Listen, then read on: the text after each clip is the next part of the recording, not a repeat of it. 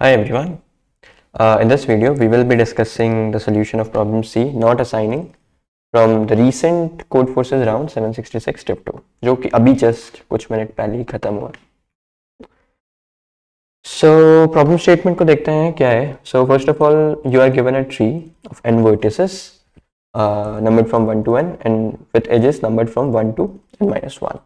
So basically, तुम्हारे पास एक tree है. Now a prime tree is a tree where the weight of every path consisting of one or two edges is prime. Right? Prime tree की definition ये बोली है इन लोगों ने कि जितने भी पाथ्स होंगे जो कि या तो वन लेंथ के हैं, मतलब वन लेंथ मतलब क्या हो गया कि सिर्फ एक एज, और टू एजेस वाले पाथ, लेट्स से कि यहाँ पे देखो ये वाला पाथ, जैसे स्टार्टिंग फ्रॉम 2 एंडिंग टू 3 है ना, तो ये पाथ हो गया लेंथ 2 का. तो द पॉइंट है कि इसका जो वेट होगा पाथ का वो प्राइम होना चाहिए. तो अगर ऐसा है, अगर हर पाथ के लिए ऐसा है वन और टू एजेस वाले, तो ट्री को तुम प्राइम बोल सकते हो. And a path should not visit any vertex twice, जो डेफिनेशन होती है पाथ की, right. The weight of path is the sum of edge weights on that path. Now let's take an example. Let's say कि ये tree है, तो it is a prime tree as weight of every path two or less edges is prime. Let's say अगर हम इसको visualise करें, so ये one is connected to 2, 1 is connected to 3, 3 is connected to 4, and what are the edge weights? यहाँ पे 11 है, यहाँ पे 2 है, यहाँ पे 5 है. कोई भी सबसे पहले तो पाथ ऑफ लेंथ 1, ये क्या बताता है? पाथ ऑफ लेंथ 1, इसका ये मतलब है कि सारे एजेस, राइट, क्योंकि अगर एक ही लेंथ का पार्ट है तो वो एक एज ही हो गया ना. लेट्स से ये पाथ, पाथ ऑफ लेंथ 1 जो है वो प्राइम होना चाहिए. इसका ये मतलब है कि सारे एज वेट्स प्राइम होने चाहिए. दिस इज ऑब्जर्वेशन 1 जो कि तुम्हारे दिमाग में आनी चाहिए. ऑब्जर्वेशन 1 ये बोलती है कि all edge weights should be prime, right? तभी ना पाथ होगा लेंथ 1 का prime, should be prime, that's it. As you can see, इस एग्जांपल में ये भी प्राइम ही है, ये भी प्राइम ही है, ये भी प्राइम है. अब दूसरी कंडीशन ये है कि जो टू एजेस वाले पाथ हैं, मतलब जो पाथ है जिसमें दो एजेस हैं, उनका सम, राइट, जो दो एजेस हैं जो पाथ है उसका भी वेट प्राइम होना चाहिए. तो let's take this two path, मतलब दिस टू लेंथ पार्ट, इसका सम क्या है 11 plus 2 which is 13 which is prime. Similarly if we take this 2 to 7 which is prime, है ना. तो सारी चीजें प्राइम है, तो ये this is what we call a prime tree. ये एक प्राइम ट्री है. तो मैंने बोला ठीक है, प्राइम ट्री तो समझ में आ गया. नाउ हमें करना क्या है? Print any valid assignment of weights such that the resultant tree is a prime tree. मतलब तुम्हें ट्री दिया हुआ है, तुम्हें ट्री बना के दे दिया है, एज के वेट्स नहीं लिखे. तुम्हें क्या करना है? तुम्हें एज वेट्स डालने हैं सच दैट वो ट्री जो है वो प्राइम ट्री बन जाए. And if there is no such assignment, कि तुम अगर एज वेट्स रख ही नहीं सकते, then you need to print -1, right. And this statement is it can be proven that if a valid assignment exists with weights between 1 and 10 to the power 5 as well. अगर कोई valid assignment exist करता है तो मतलब जो edge weights है ना वो 1 to 10 to the power 5 के बीच में ही लिखना है ना, आ जाएंगे. ऐसा उन लोग के पास एक प्रूफ है. मैंने बोला ठीक है, हमें एक, अब देखते हैं क्या है. हमें एक ट्री बना के दे दिया हुआ है, राइट. हमें एक ट्री बना के कुछ भी दे दिया हुआ है. लेट्स से इस टाइप का कुछ ट्री बना के दे दिया हुआ. तुम्हारा काम है ये जो एजेस है ना, ये जो एजेस है, राइट, इन पे वेट्स भरना. इन पे ऐसे वेट्स भरना सच दैट ये जो ट्री है वो प्राइम ट्री बन जाए, राइट. सच दैट जो ट्री है वो प्राइम ट्री बन जाए. और प्राइम ट्री की डेफिनेशन ये है कि एवरी पाथ ऑफ लेंथ 1 और length 2 must be having prime weight, right. मुझे फर्स्ट ऑब्जर्वेशन से, विच इज दिस ऑब्जर्वेशन, मुझे ये तो पता चल ही गया था कि सारे एजेस जो वेट में रखने वाला हूं वो तो प्राइम ही होने वाले हैं, राइट. सब एजेस पे जो मैं वेट रखूंगा वो प्राइम होंगे. तो उससे पाथ 1 वाली दिक्कत दूर हो गई, राइट, लेंथ 1 वाली. अब let's talk about length 2. Length 2 से बात करने से पहले तुम ये समझो कि प्राइम क्या, मतलब प्राइम कौन कौन से होते हैं हमारे प्राइम नंबर्स. तो इतना तो सबको पता ही होगा. प्राइम नंबर्स जैसे कि 2 होता है जो कि इकलौता इवन प्राइम है. उसके बाद फिर 3, 5, 7 और कई सारे प्राइम्स आएंगे जो कि ऑड ही होने वाले हैं, राइट. ये सब ऑड होंगे और सिर्फ ये इकलौता जो प्राइम है वो इवन है. अब मैंने बोला let's talk about second condition कि path of length 2 must be having prime weight, और किसी पाथ का वेट क्या होता है? Summation of weights of the edges. तो मैंने बोला ठीक है, let's talk about any path of length 2। Path of length 2 तो कुछ इस तरह से दिख रहा होगा ना, और इस पे दो प्राइम्स मैंने रख रखे हैं P1 एंड P2, राइट। अब मुझे पता है कि जो P1 प्लस P2 है वो मुझे एक P3 बनाना है जो कि also should be a prime. तो मैंने बोला ठीक है, अभी ऐसे देखते हैं कि ये P1 जो है ये क्या हो सकता है। P1 जो है वो या तो ऑड हो सकता है या इवन हो सकता है। Let's consider both cases separately. In case P1 अगर ऑड है, राइट, तो यहां पे ऐसा समझो, in case P1 is odd, तो यहां पे इधर एक ऑड प्राइम रखा हुआ है, राइट, इस पाथ पे। टू लेंथ पाथ की बात कर रहे हैं अभी हम, ठीक है। और यहाँ पे P2 है, कोई भी ऑड प्राइम हो सकता है, 3, 5, 7, है ना, कुछ भी हो सकता है। अब अगर इन दोनों का summation odd prime plus P2, अगर ये प्राइम आ रहा है तो मुझे ये बताओ क्या P2 ऑड हो सकता है? अगर ऑड प्राइम प्लस P2 का समेशन अगर एक प्राइम लाना है तो क्या हम P2 को ऑड रख सकते हैं? Answer is no. अगर तुम यहाँ पे ऑड प्लस ऑड कर दोगे तो ऑड प्लस ऑड तो इवन हो गया ना, ऑड प्लस ऑड तो इवन हो गया, विच इज ग्रेटर देन 2। ऐसे मिनिमम ऑड क्या ही रख सकते हो, 3 प्लस 3 तो 6, तो वो तो इवन हो गया, and which is not a prime. तो द पॉइंट इज कि अगर P1 ऑड है, अगर P1 ऑड प्राइम है, तुम कुछ भी लो, मुझे कोई फर्क नहीं पड़ता, तो यहां पे मुझे 2 ही लिखना पड़ेगा, there is no other choice. Odd prime के साथ ऑड प्राइम लिख ही नहीं सकते बगल में, अदरवाइज वो पाथ का जो सम होगा वो इवन हो गया, विच इज इवन और ग्रेटर देन 2। तो इवन तो और कोई प्राइम होता ही नहीं है 2 को छोड़ के। मैंने बोला ठीक है यार, ये मुझे समझ में आ गई बात कि ऑड के बगल में तो 2 ही आने वाला है, अगर मैं कुछ भी ऑड लिखता हूं तो उसके बगल में 2 ही आएगा। Let's consider one more case where P1 अगर इवन है, तो ये पाथ है, फर्स्ट वाला बंदा अगर लेट्स से इवन है, तो सेम चीज सिमिलरली प्रीवियसली यहाँ पे कोई ऑड ही बंदा होना चाहिए अगर 2 है तो, राइट। सेम थिंग, सेम मैं तुम्हें आर्ग्यूमेंट दे सकता हूं प्रीवियसली जो मैंने दिया। तो इसका ये मतलब है कि अगर मैं कोई ऑड लिखता हूं तो उसके बगल में 2 ही होना चाहिए, और अगर मैं 2 लिखता हूं तो उसके बगल में ऑड ही होना चाहिए। मुझे यहां तक भी समझ में आ रही चीजें, तो मैंने बोला ठीक है, थोड़ा और आगे बढ़ते हैं, थोड़ा सा मुझे इसको मिनिमाइज करने दो ताकि ये चीजें दिखें तुम्हें, ठीक है। अब मैंने बोला कि लेट्स से यहां पे मैं कुछ भी लेता हूं, लेट्स से अगर मैं 2 लिखता हूं यहाँ पे, ये एज है जिसमें मैंने 2 लिखा होगा लेट्स से, है ना, ट्री में। अब इस एजेस से और भी लोग कनेक्ट हैं, मतलब ये वर्टेक्स से और भी एजेस जा रही हैं, लेट्स से ऐसे कुछ। तो मुझे पता है कि अगर यहाँ पे मैंने 2 लिखा है तो मुझे यहाँ पे ऑड ही लिखना पड़ेगा कुछ, क्योंकि 2 के बगल में तो ऑड ही होना चाहिए, मैंने इसमें यहाँ पे बताया था। सिमिलरली मुझे यहाँ पे भी ऑड लिखना पड़ेगा क्योंकि ये बंदा भी तो 2 के बगल में ही है, राइट, और मुझे यहाँ पे भी सिमिलरली ऑड लिखना पड़ेगा। अब अगर तुम ध्यान से देखोगे तो यहाँ पे क्या हो रहा है, ये वाला पाथ अगर अपन देखें जो कि एक्चुअली में ऐसा दिख रहा है,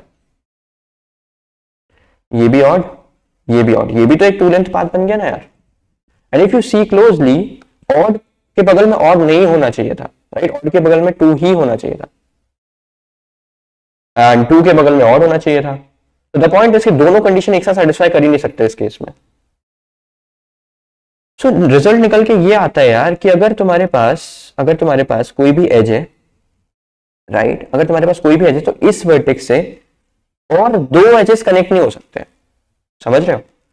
कहने का ये मतलब है अगर यहाँ पे तुम ऑड रखो या 2 रखो, या तो कोई ऑड रखो या फिर 2 रखो, लेट्स से 2 का तो मैंने तुम्हें बता दिया, अगर तुम ऑड भी रखोगे तो तुम्हें यहाँ पे भी 2 रखना पड़ेगा, यहाँ पे भी 2 रखना पड़ेगा, and the point is same thing यहाँ पे हो जाएगी। इस बात को देखो जो कि ऐसे दिख रहा है 2 2, है ना, जो कि सम 4 हो गया, विच इज नॉट प्राइम।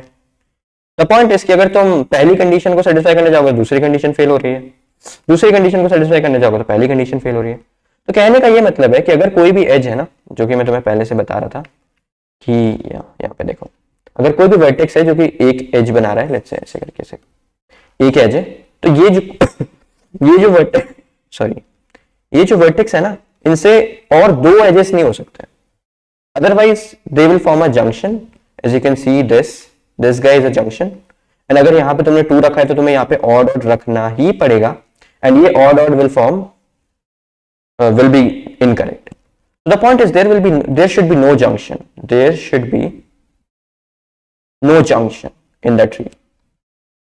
अगर जंक्शन है तो मैं सेटिस्फाई कर ही नहीं सकता कुछ भी कर लो, राइट? क्योंकि 2 के बगल में ऑड रखूंगा तो वो ऑड एक साथ हो गए और वो दैट विल फॉर्म वो गलत हो जाएगा. सो द पॉइंट इज ऑब्जर्वेशन ये निकल के आती है, फाइनल ऑब्जर्वेशन जो हम बोलेंगे, फाइनल ऑब्जर्वेशन इतना सब करने के बाद कि there should be no junction in that tree. There should be no junction in that tree.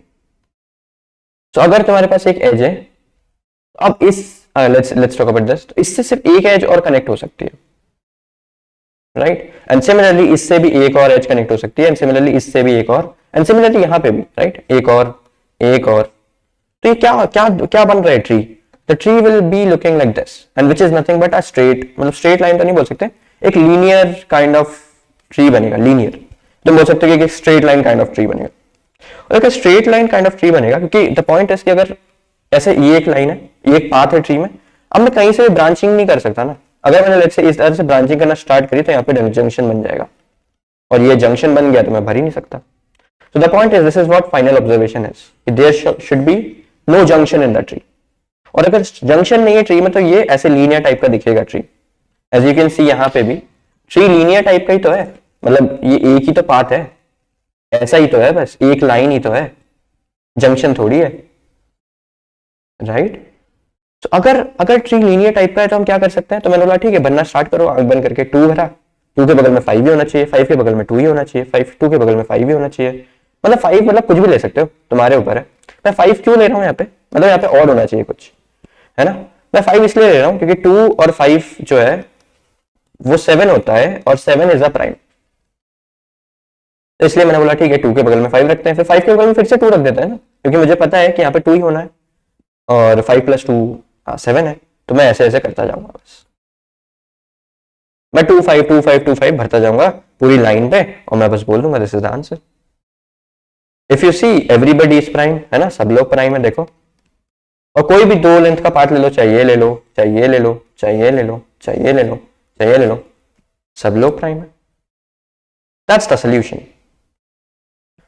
Okay, so now the point is how to check this कि there should be no junction. ये check कैसे करेंगे, right? ये check ऐसे कर सकते हैं, ये चेक ऐसे कर सकते हैं कि तुम्हें पता है कि जंक्शन पे क्या होता है, किसी भी वर्टेक्स पे यहां से भी एक जा रहा है, यहां से भी एक जा रहा है, यहां से भी एक जा रहा है, और भी लोग जा सकते हैं. द पॉइंट इज कि इस वर्टेक्स की जो डिग्री होगी, degree of this vertex will be greater than 2, right? और अगर ऐसा हो जाता तो मुझे पता है जंक्शन बन गया. तो अगर किसी भी वर्टेक्स की डिग्री ग्रेटर देन 2 हो जाती है, डिग्री आई होप पता होगा, डिग्री मतलब कुछ नहीं, इसके नेबर्स कौन कौन है. तो इस वर्टेक्स की डिग्री जो है वो कितनी है? 3 है, राइट? सो अगर किसी भी वर्टेक्स की डिग्री 2 से बड़ी हो जाती है तो तुम्हें पता है वहां पर जंक्शन बन चुका है, और जंक्शन बन चुका है तो हटा दो.